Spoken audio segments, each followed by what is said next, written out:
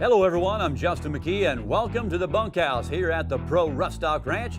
Back with me once again is world champion bareback rider Kelly Timberman and PBR World Finals bull rider Cord McCoy. I want to welcome you to our 2015 season preview show. We're also going to take a look back at the 2014 PRS World Finals. We'll go behind the chutes at the American and follow some of the PRS riders as they made the journey through the world's richest one-day rodeo. And we'll hear from our retiring world champion bull rider, Super Dave Samsel. Well, let's get started with what's ahead in 2015. It's the PRS Real Rodeo Tour. And Kelly, things begin in Florida this season and Lexington, Kentucky, Roanoke, Virginia, and then a new spot in Mercedes, Texas. And then you're going to head north to Amarillo. I'm looking forward to that one. That was one of the cleanest, classiest events I've ever been to. The people that are there, the committee that puts on the events at that facility are some of the most hard-working that we've dealt with this year. Pretty exciting. I know another one that you like a lot is Everett, Washington. That's another classic place. Loveland, Colorado, another great stop. A new stop this year is Wichita, Kansas. Yeah, we've been going to Salina, Kansas every year, and we just need more seats. Once again, the PRS and the world's toughest will partner this year in 2 events. We'll also be watching a couple of additional days to be added in the fall, so make sure that you watch the website for those big announcements and the 2015 PRS World Finals Rough Stock Bowl 4. That announcement is coming out very soon as well. And speaking of the Rough Stock Bowl, it was quite a show in Rapid City for the 2014 PRS World Championships. In bareback riding, Powell Butte, Oregon's Brian Bain came into the competition with the lead. The championship was his for the taking. Let's take a look at his ride through the finals. Brian needed to draw horses that were solid and consistent so he could show off his riding style, and that's what he was doing. Here he is on wild card from Wagon. Yeah, Wagon's, this is a bucking horse producer. They do a lot with the fraternity type systems, and we've been able to go out and showcase his animals and bring them to our event because they don't have a pro card. In PRSA, you've got to do that to go anywhere, so we're giving them a chance to buck their horses on TV. And he made it into the Final 4 round. This horse right here was the one that smashed Stephen Peebles at the finals this last year and broke his back. One of the rankest horses going down the road. He's a cowboy horse, hard to get out on. 92 points, was a spectacular ride. And the event champion was Idaho's Josie Young. Round 1, Josie Young had double vision from Bar T, and he did very well. He won the opening round with an 87 ride. This guy was lucky in picking the horses. He had stuff that he had gotten on beforehand because these are Bar T horses out of Utah, and Josie's right in that same circuit. He got on another Bar T horse in round 2, is twice shy. Yeah, this is a really fun little horse. Kind of easy compared to a lot of them. She loses her feet right there, but Josie right here is excited because the second round was set up to be the hopper pin. He took full advantage of that horse. The Wrangler Final 4 round, he had Time Rental from Sutton Rodeo Company. And this was the voted in as the Cowboys as the PRS Bareback Horse of the Year. Spectacular, but that horse was great all year. And he won the average. And in bull riding, what a memorable event it was. The veteran Super Dave Samsel came into the World Finals 1,300 points out of first place. And this was his last event, as he had announced earlier he was retiring after 20 years. Round 1, Cord, Dave had Magician from Flying V. You know, what a special way to go out for Dave Samsel. Everybody wants to end on the top of their game, and Dave got to finish with a PRS world title. Had a great weekend. He had to do exactly what he did. He come in there and rode those first 2 bulls, knocked them out of the park, and let me tell you, the short round was special for Dave Samsel. Legend is the bull that kind of sealed it up for him, but this is the reason that this was so special for me, to get on the Bucking Bull of the Year, and I'm telling you, just give you chills being at that event there, Rapid City, at the PRS World Finals. The fans all just stood on their feet for his retirement, and a tip of the hat from him and a tip of the hat all back to him as well. Also in the bull riding event, it was Shane Rickley of Amanda, Ohio. To win the average of the PRS Finals was tough this year because those guys come to ride. And I mean, they had lots of guys that didn't place in the round that rode their bulls, so you had to come to a certain level. Pistol Pete right here in the first round, 87.5 points, won second in the first round. I think the ride of the week, though, for Shane Rickley at the PRS Finals is on Jane's Gang of Summits. 90 points to win the second round. Nobody would ride 3 bulls, but Shane Rickley would ride 2 out of 3 with the highest total score. Here he is in the championship round on Hillbilly from New Frontier. You know, I look forward to him being a threat for a world championship, you know, coming up in 2015. There's something when you get on a roll, it's a lot easier to keep going. In the Bronc riding, it was already decided that J.J. Elsher came into the Rough Stock Bowl 3 with enough points already to win his first career world title. Let's take you through his run at the championship at the finals. Round 1, J.J. Elsher on Dakota Dreamin' from Wagon. That horse is really fast, had probably 16 jumps in 8 seconds and hard to keep up with, but 84 points just showcase how consistent he's been all year long. Nobody would have ever dreamed that he would have trouble in round 2 going up against Fetting's website. JJ would be the first to say that, yeah, he could have rode that horse and probably should have, and he's smiling and laughing about it, but that horse bucked, so not a day off. The real race was for the event championship.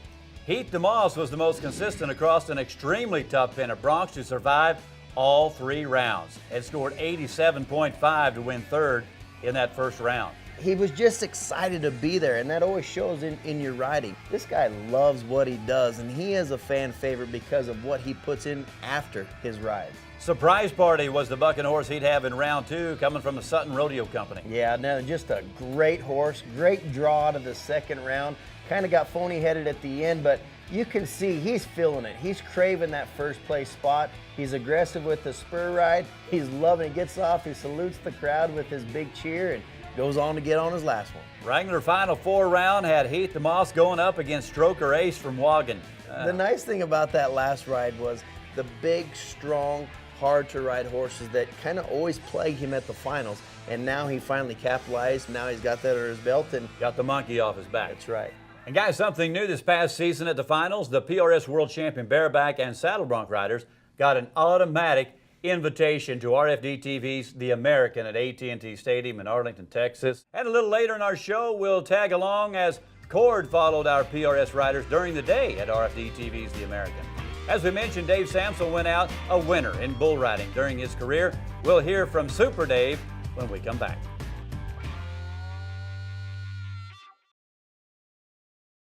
Well, Hollywood couldn't have written a better script. Midway through the 2014 PRS season, Dave Samsel announced that he would be retiring at the end. And the final season for the veteran bull rider had the storybook ending. After 20 years of riding in the PRCA, the PBR, and the PRS, he finally got his world championship. He did it in a come-from-behind fashion as he closed out Rough Stock Bowl 3 with the PRS Bull Riding World Champions buckle. So what's next for Super Dave? Kayla Zadell helped us find out. I rode for 20 years, and my cowboy friends are what kept me going. They mean everything to me, and cowboy way of life is something I treasure, and I think about rodeoing every day. You know, I just got too old to compete now, so, you know, I'll move on to another chapter in my life. I could have maybe won more faster in my career if I'd have took the route of going to somebody's school and learning the right things. You know, I learned by trial and error. I like to do schools. I like to teach guys safe methods and enjoy the things that I did about rodeo. I just love the traditions, you know, and I see them dying off, and I wish that I could be a part of bringing them back. You know, anything to stay involved in rodeo. It's been the largest. It's 20 years of my life. You know. There's nothing I think about more. Well, guys, he certainly gave the fans their money's worth. They gave him a standing ovation at the end, and what a deserving guy. 43 years old, and he beat the kids half his age. Yeah, that was impressive. You know, I guess I didn't expect that. It was a surprise. Yeah. It's hard not to cheer for him. But, you know, he said it himself. You know, bull riding, you know, the bull riding is 8 seconds of the day, and you build such close relationships and friendships with other cowboys there, and that's something I think that'll last with him forever. Yeah, and Dave, like when he said it, he's a supporter of Rodeo Cowboys. He puts on a benefit golf tournament for a cowboy fund, Cowboy Crisis Fund, and all the proceeds go to a deserving cowboy that a group of peers picks. Oh, good for Dave, picking up that torch. That was well needed. Well, bull riding is not a part of the PRS qualifying program with the American, but saddle bronc riding and bareback riding are. And Cord McCoy was at AT&T Stadium for RFD TV's The American to follow some of the riders who qualified for a shot at $1 million in Dallas. I'm actually standing right here beside J.J. Elsher, the defending PRS world champion. I got real McCoy at Sutton's. I got on him in Salina and he got me bucked off, so hopefully I got my game plan right today and we get him rode. Those pins look so big. Do you think it's going to change the performance of some of those horses? I doubt it. You know, these horses, they're born to buck and they've been bucked and they got their pattern. It's going to be good.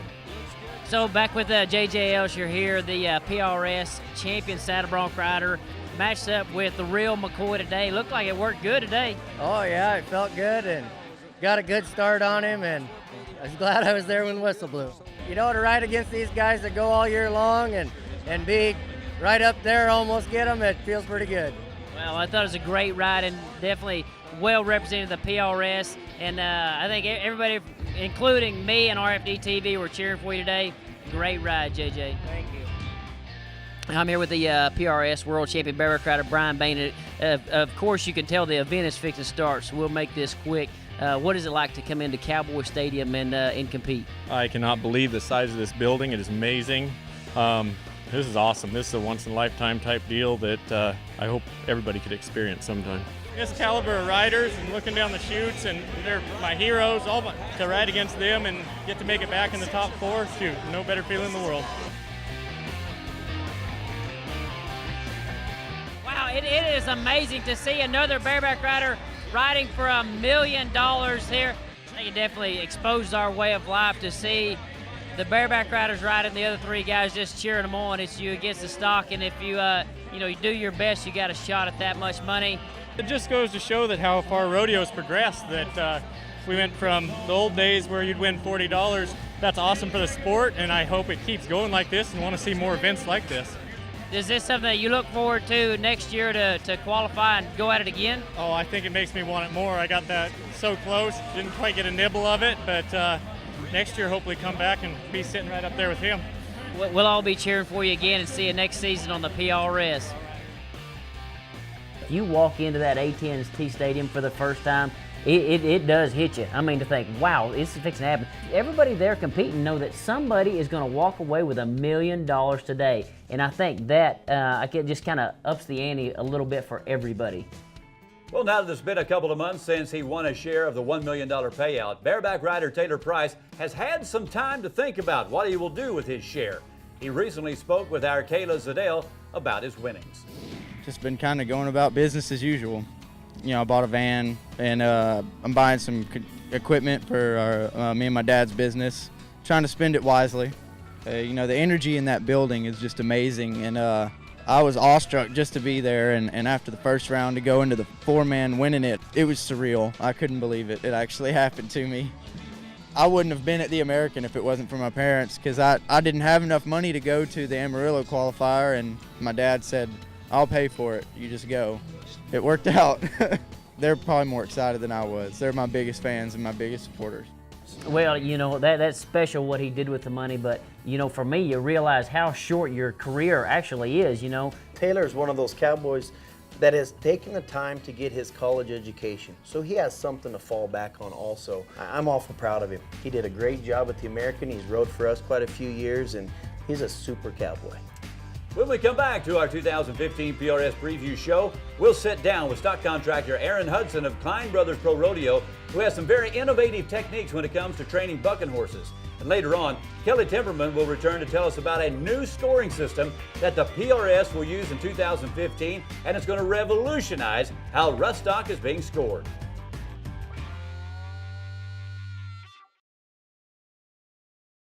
Rough stock fans, stay in touch with the PRS through one of the many social media channels. Follow us on Facebook, Twitter, and subscribe to us on Instagram.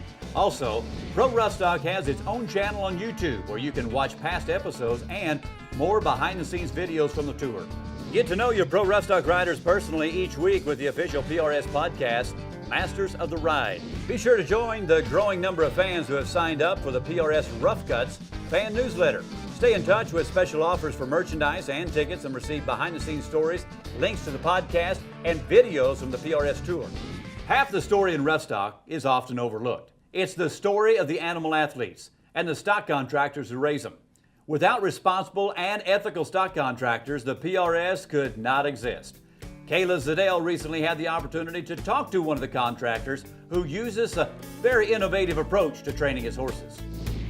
Tell me about the unique approach you have. I heard that you use donkeys or mules to break some of your horses. With our weanlings, we actually halter break them, and we use little donkeys. And we hook them halter to halter, and we'll leave them like that for a week, and that colt has to go wherever that donkey goes. If that donkey wants to drink, that colt better follow him and drink. If he wants to eat, you better follow him and eat. Right. And we use that, you know, if somebody gets hung up in the bareback riding, all you have to do is put a neck rope on them, and that horse, you can stop them. You can lead them out. Young horses that don't want to leave the pen, you ain't got to drag them. You can just stick it on them, and they'll follow you out. I mean, it's a lot better for them. And now it's true that if a horse travels better, it will perform better in the Very arena. much, very much. The gentler they are, the easier they are to handle. You know, they're not going to get hurt flipping in the chutes or fighting. They're easier to sort. We handle our stock very easy. We walk them on the truck one at a time, head to tail them, make sure they stand and ride right. We make sure, load them correct, you know, where they're not fighting. Walk them off. We sort very slow, easy. Always keep a saddle horse in front of them, so when we're picking them up, we're training them to move to that saddle horse. Well, Aaron, I appreciate you being here and telling us a little bit about what happens behind the scenes with Klein Brothers Pro Rodeo. Justin, I'm going to send it back to you in the studio. Well, Kelly, times are changing now with all the exposure on RFD TV. You're getting calls from all over the country from people who own livestock that want in on the PRS. Yeah, and I've got a database that's massive. Building that database and be able to see the videos of new and up-and-comers also increases all of rodeo. You know, Pete Carr could buy some horses, Stay Smith, Frontier Road. I mean, all those guys are able to sell these horses to the very best contractors in the world, and we've already seen a wide class of our animals go all the way to Vegas, you know, with big producers buying them or raising them themselves. Kelly, stick around, because when we return, I want to know more about this new scoring system that the PRS is going to use in 2015. We'll get to that and a whole lot more when we come back.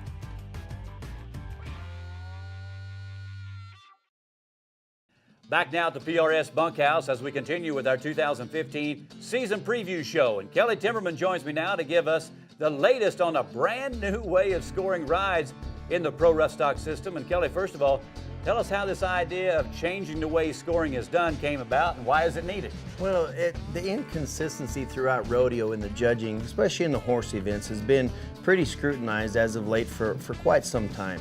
We don't mess with the bull riding. The bull riding has been there, done that. It's pretty much perfected by the PBR and whoever else has been involved. We are concerned about the horses.